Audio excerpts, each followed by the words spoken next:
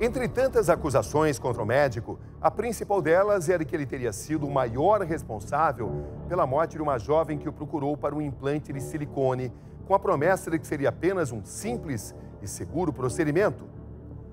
É o que investigamos a partir de agora. Estamos na pequena Piracaia, 27 mil habitantes, interior de São Paulo. Aqui nessa casa, me encontro com a família de Natasha Lopes Silvério.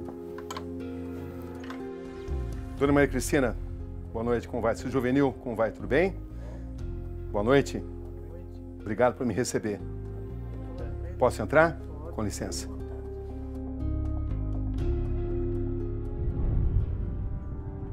Mãe de 3 crianças, ela vivia aqui nesta casa, construída pelo seu pai. É um momento de forte emoção. O que vem à cabeça de vocês entrando aqui? Tristeza, né? Tristeza. É como se ela estivesse aqui em todos os cantos, né? Ali está ela. Como é que era, Natasha? Alegre, sorridente. É a primeira vez que a mãe e o pai de Natasha voltam à casa. E só fizeram isso para contar a história que acabou na morte da filha. Só pode falar um pouco sobre tudo que nós temos aqui? Aqui nesse quarto? É o que ela queria, né? É o sonho dela ter esse quarto aqui.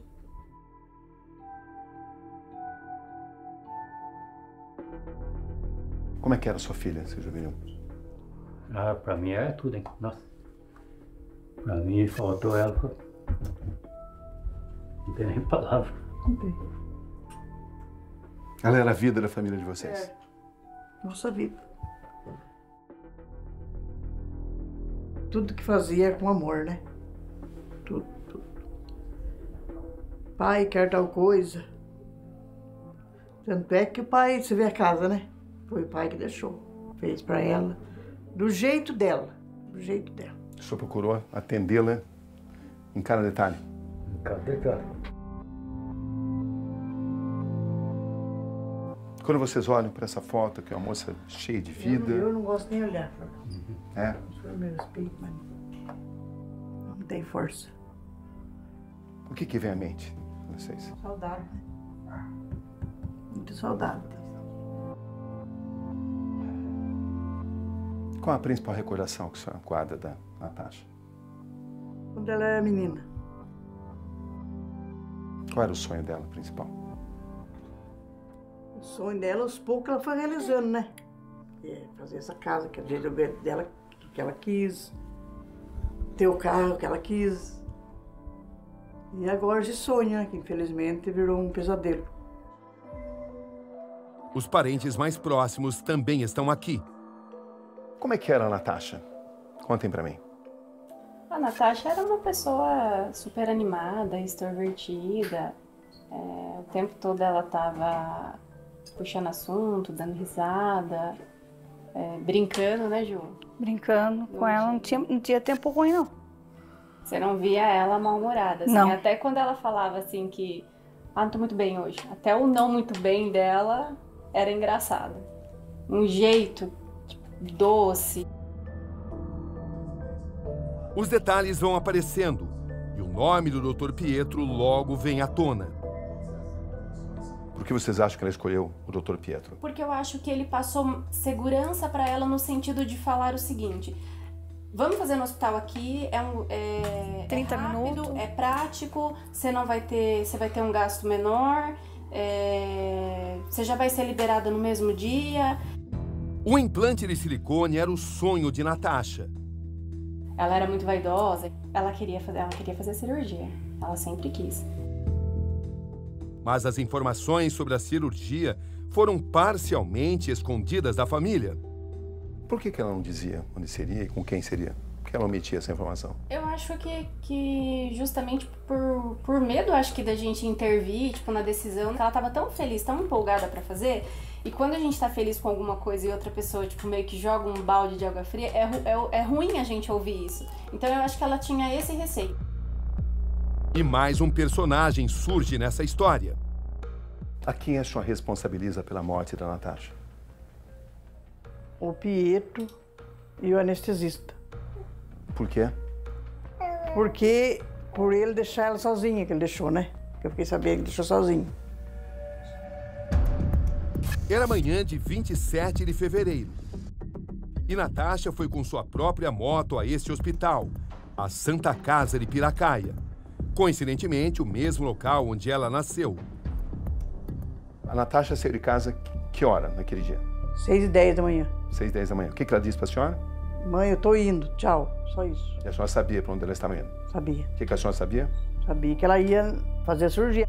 Com a autorização da direção do hospital e devidamente paramentado, tenho acesso ao centro cirúrgico onde a operação de Natasha foi feita sob o comando do Dr. Pietro Petri. Os detalhes vão sendo desvendados com a minha entrada. A partir desse instante, estamos tendo acesso ao centro cirúrgico da Santa Casa de Piracaia. Aqui, na manhã de domingo, 27 de fevereiro, Natasha Lopes Silvério foi operada. Um procedimento estético, implante de silicone, que terminaria com sua morte 9 dias depois. Esse é o local onde a cirurgia foi realizada.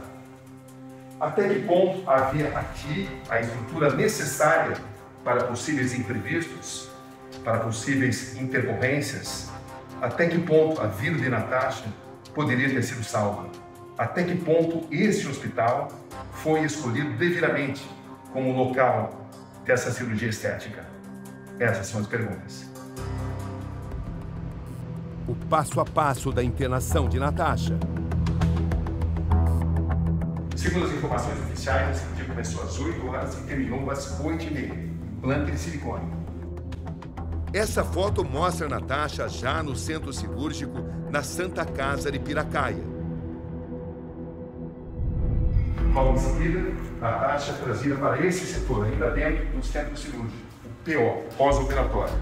Ficou durante uns 40 minutos, até então ser levada nessa direção, por esses corredores, até o quarto, dentro da própria Santa Casa.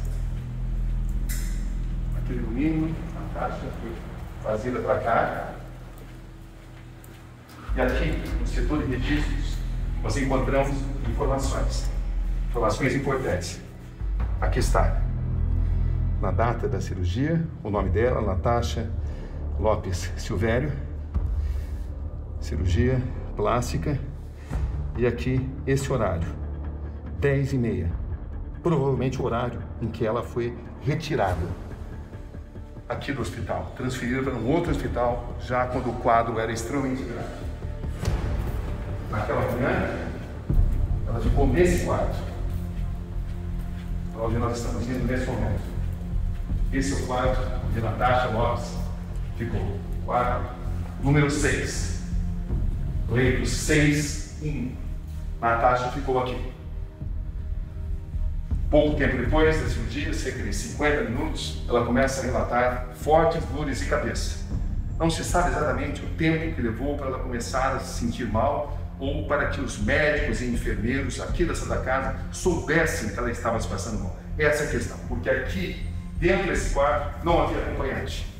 Portanto, não dá para se precisar o tempo em que ela ficou aqui, nesse quarto, sem que médicos, sem que enfermeiros ou que ninguém soubesse que a Natasha estava passando mal. Estava se sentindo muito mal.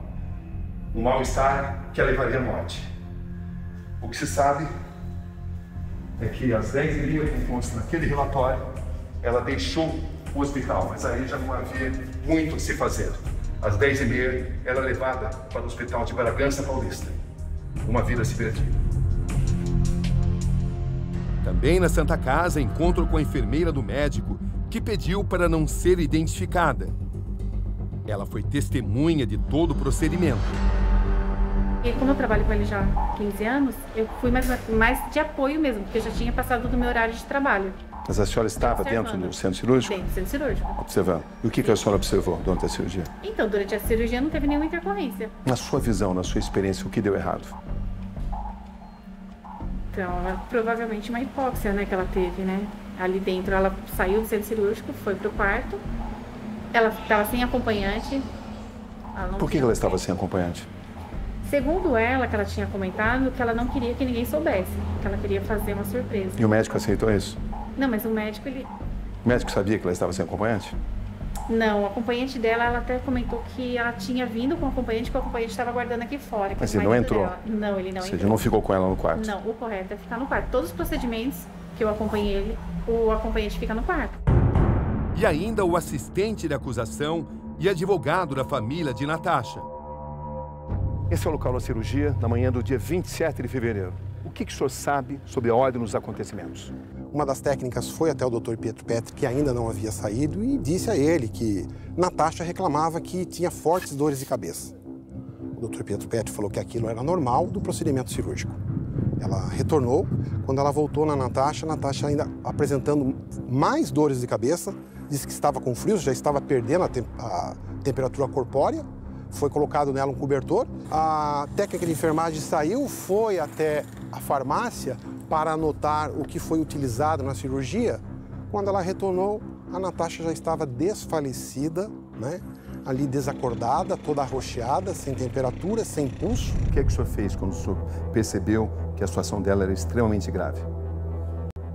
Fiquei incrédulo e imediatamente passa pela cabeça da gente problemas como tromboembolismo, aparece no problema da gente, alguma reação anestésico, alguma interação medicamentosa. Por minutos aparece isso. Afinal, o que matou Natasha? É o que nós queremos saber. O que chama sua atenção no que aconteceu aqui? Essa sucessão de erros, desde a entrada da Natasha até o resultado final, morte. Quando é que o senhor sentiu, quando é que o senhor percebeu que havia algo errado? Quando o anestesista deu a ordem para deixar Natasha no centro cirúrgico durante 1 hora. Descreva exatamente o que aconteceu. Quando acabou a cirurgia, Natasha conversou com todo mundo. Implante de silicone. Implante de silicone, onde foi um sucesso. Ela acordou, conversou, e quando você faz o implante de silicone, você tem que colocar, um documento que você tem que assinar. Mas um sucesso? Ela morreu, doutor. Mas eu estou falando antes da morte. Nossa, agora já 10 dias depois. Mas o sucesso, sucesso tem que incluir a sobrevivência do paciente. Eu não estou falando do sucesso meu, o sucesso cirúrgico. Isso não houve intercorrência durante a cirurgia. Intercorrência. Ela acordou, ela conversou, ela assinou os documentos da prótese que foi colocada nela. Ela estava feliz, ela estava bem. Não houve sucesso na cirurgia. A cirurgia foi um fracasso. Quem tira a Natasha do centro cirúrgico e põe num quarto, não é o cirurgião que manda, é o anestesista. Procurado, o anestesista que participou da operação de Natasha, Marco Antônio Gomes, se manifestou através de seu advogado. O acompanhamento técnico profissional de um médico anestesista, conforme foi contratado, é durante o procedimento cirúrgico, e foi o que aconteceu. Concluída a cirurgia, ele fez o exame pós-cirurgia, reanimou a senhora Natasha, tendo ela tirado nota 10 nos quesitos de análise pós-cirúrgica, ele procedeu à alta médica anestésica e encaminhou, essa senhora foi encaminhada ao quarto para recuperação dentro do hospital. Isso é verdade, está nos autos do inquérito policial. Um inquérito de mais de 100 páginas. O laudo aponta que Natasha foi vítima de tromboembolismo pulmonar. A morte da Natasha foi um acidente ou, na sua visão, teve um responsável? O responsável é ele, não entendeu? Ele quem? Ele, o Dr. Pietro. E o anestesista lá precisava ter, né? O senhor responsabiliza o Dr. Pietro pela morte da sua filha? Responsabiliza. Eu também. A senhora também? Também. Ele e o anestesista dele. O que ele fez foi cruel. Ele fez a cirurgia da menina e ele saiu. Deixou a menina sozinha no quarto, fiquei sabendo. Por que ela estava ali, a mãe, ou o pai, ou uma prima, o ex-marido junto com ela? É o mínimo. Eu vou ficar cuidando de uma paciente, por mais que fosse minha amiga ou não, dentro de um quarto, por favor? Mas isso não exime necessariamente de culpa. Não, mas se alguém vai ser operado, Cabine, no mínimo, que tem 3 filhos, tem que contar para a mãe e para o pai que vai ser operada. Ou para o ex-marido, ou para alguém, para acompanhá-la até o hospital. O senhor se arrepende de não ter ficado no centro cirúrgico? Mas o que eu poderia fazer no centro cirúrgico? O senhor é um médico. Eu sou médico, mas não sou anestesista. Ela não foi atendida tardiamente? Eu não sou anestesista. Não se demorou para haver o atendimento da Natasha? Ela saiu do centro cirúrgico com vida e bem, foi até o quarto. Mas a família afirma que o senhor abandonou a Natasha no centro cirúrgico. Eu não abandonei a Natasha no centro cirúrgico. Quem cuida dentro do centro cirúrgico, quando acaba a cirurgia, é o anestesista. O doutor Pietro alega que foi um acidente, uma fatalidade. Sim, ele fala, né? Que ele não teve responsabilidade. Como é que vocês veem Não essa sei, explicação? eu não sei porque eu não conversei com ele. A senhora não aceita essa explicação dele? Não, eu não. Por quê? Não tem como aceitar, né? Por causa dele fazer o que fez, deixar sozinho no quarto. O cara que é responsável não ia deixar ela Não ia deixar sozinho. Doutor Pietro Petri, olhando nos meus olhos. Sim, Cabrini. O senhor se sente responsável pela morte de Natasha Lopes Silvério? Hipótese alguma, que foi uma fatalidade, com certeza. É uma coisa até que, quando eu tirei a foto do seio dela, ela estava acordada, eu mostrei para o seio dela como ficou, ela queria saber como estava o seio dela, eu mostrei a foto para ela. Ela pegou a minha mão esquerda, deu um beijo na minha mão e falou: eu sempre soube que tinha que ser você. Essas foram as palavras da Natasha e caiu lágrimas do olho dela.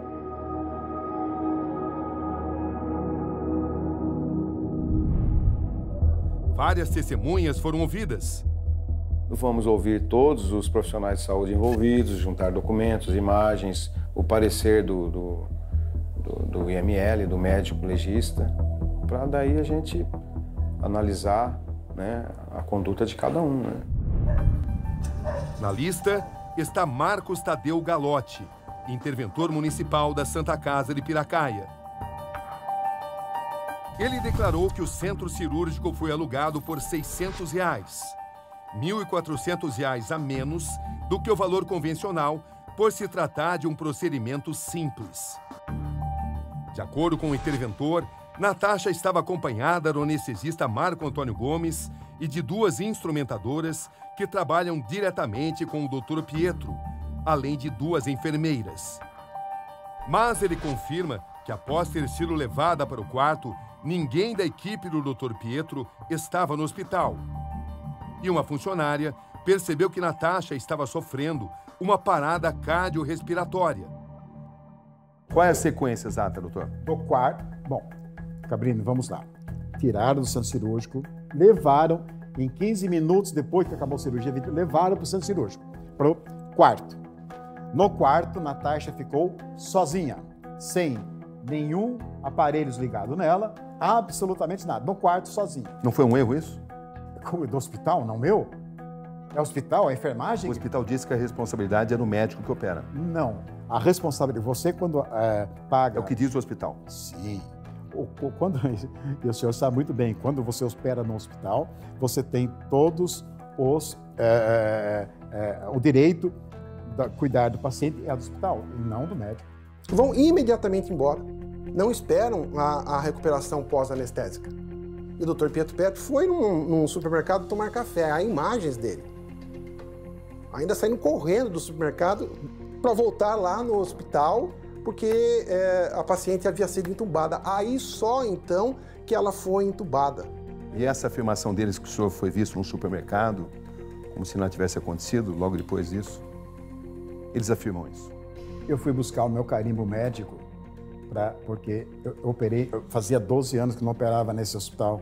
Se os 4 enfermeiros da Santa Casa, dentro do centro cirúrgico, cuidaram dela, por que não cuidaram fora, senhor Cabrini?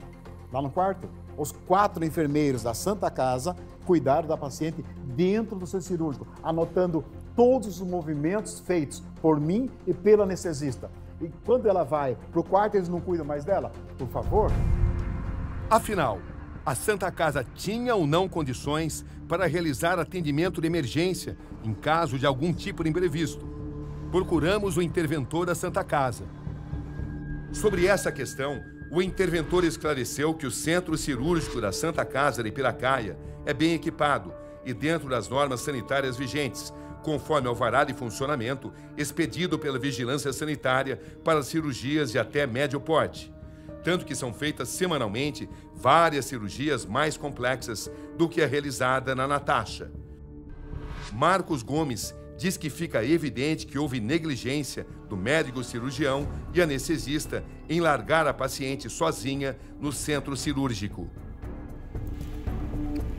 Por que a Santa Casa permitiu que Natasha ficasse no quarto sem acompanhante?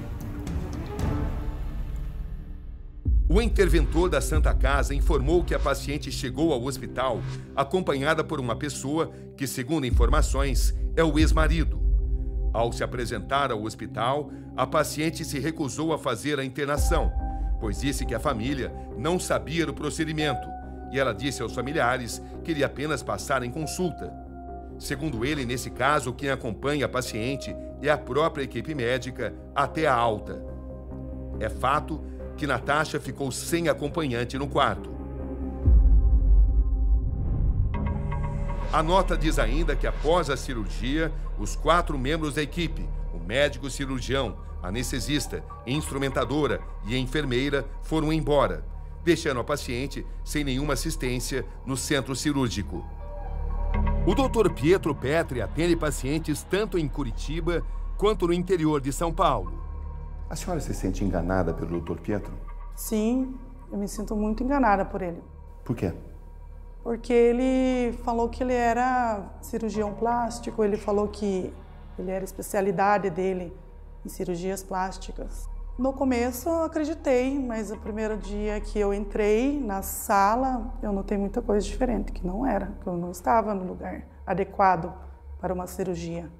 Ele é uma pessoa que está enganando as pessoas. Ele ele se diz cirurgião plástico, se intitula, sendo que ele não é. Ele é uma pessoa que trabalha de uma forma irresponsável.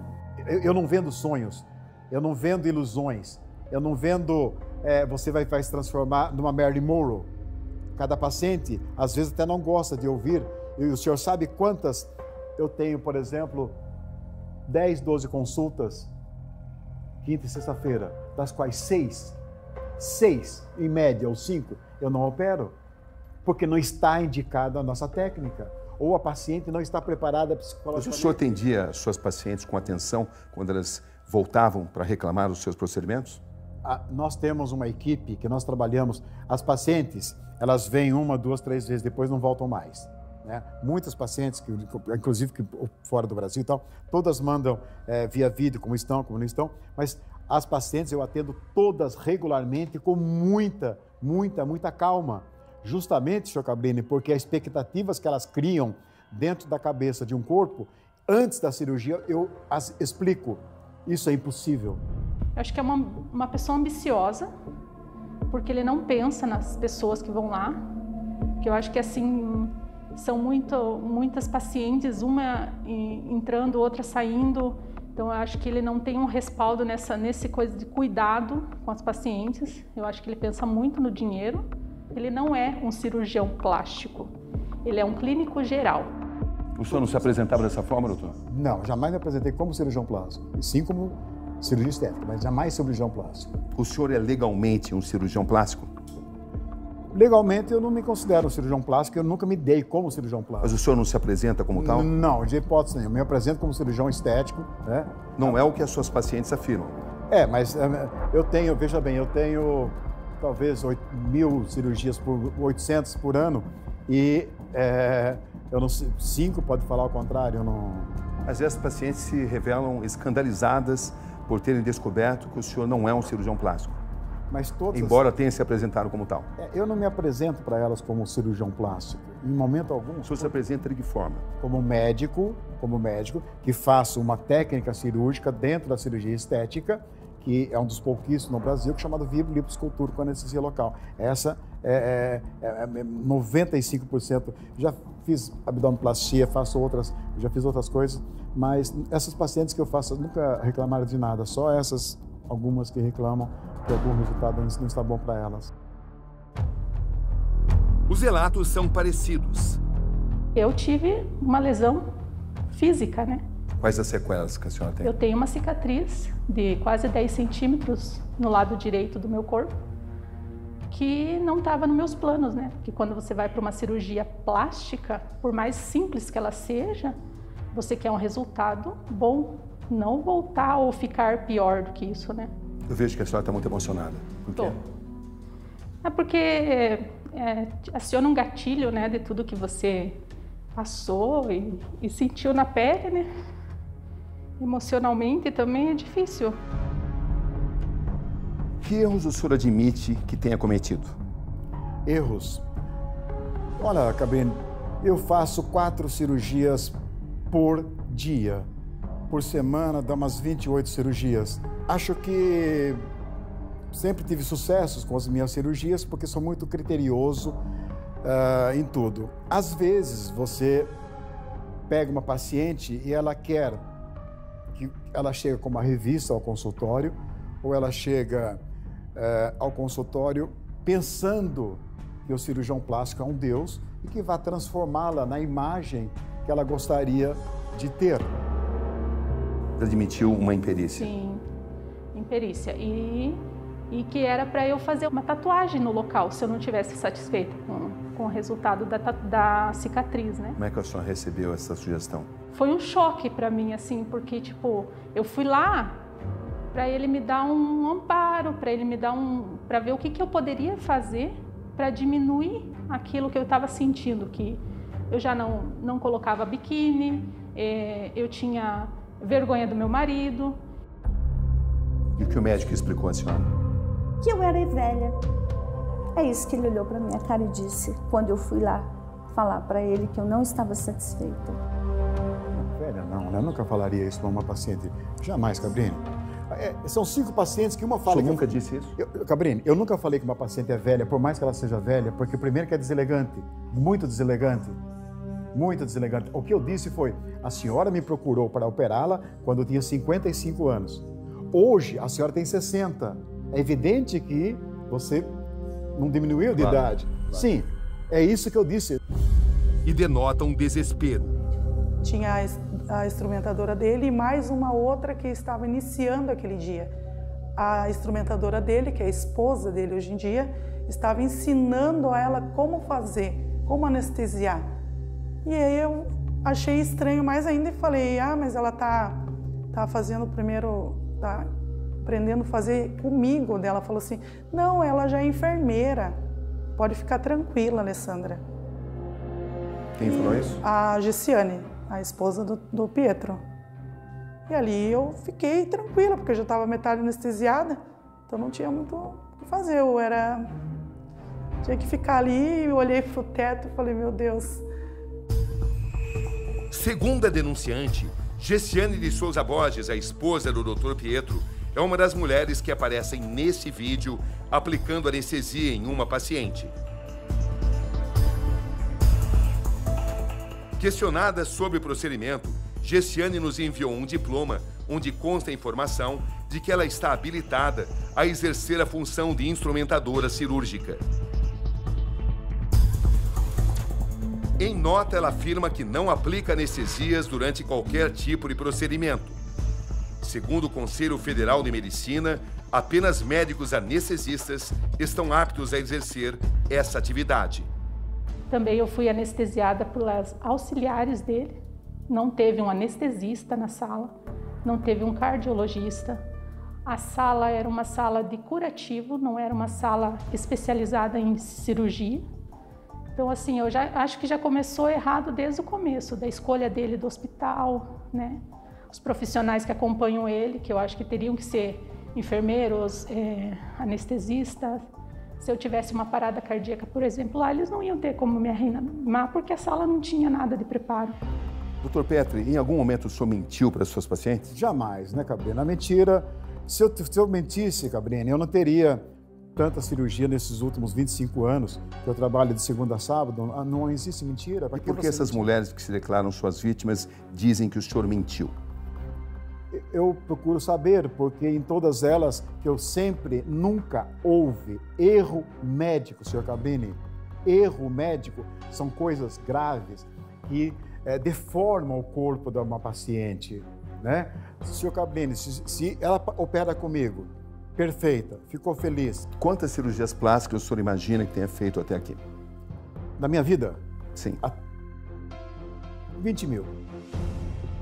Alguns procedimentos em Curitiba teriam sido feitos no período em que o Dr. Pietro estava afastado das funções de médico na prefeitura de Piracaia. O que a senhora descobriu exatamente? Ele estava atestado psiquiátrico. O que diz esse atestado? Que ele não poderia trabalhar, né? Que ele tinha que ficar afastado, que ele deveria estar em casa, se cuidando, não fazendo as cirurgias, não operando pacientes. Doutor, é verdade que o senhor não poderia estar operando em determinado período, exatamente pelo fato do senhor estar com um atestado médico, onde se indicava que o senhor estava passando por problemas psiquiátricos? Não. Suas pacientes dizem isso? Isso aí. O senhor sabe sobre isso? Não, mas eu acho que aí... O que o senhor sabe disso? Fala com o advogado, aí não tem sentido. Mas isso tem algum... Não tem nexo, né? O senhor tinha um atestado médico? Quando? Em algum momento o senhor enfrentou problemas psiquiátricos que o impedisse de operar, de não. fazer cirurgias? Não. Havia um atestado nesse sentido? Não me lembro. As pacientes que alegaram isso? Tem que ver os... O senhor tem conhecimento de algum atestado? Cabrini, eu sou concursado em Piracaia e trabalho uma vez por semana em Piracaia. O senhor enfrentou problemas psiquiátricos? Não, nunca, jamais. Tivemos acesso à relação de atestados que o Dr. Pietro apresentou à prefeitura. Entre março de 2018 a janeiro de 2021, foram 19 afastamentos. Segundo a prefeitura, ainda hoje ele permanece fora de suas funções.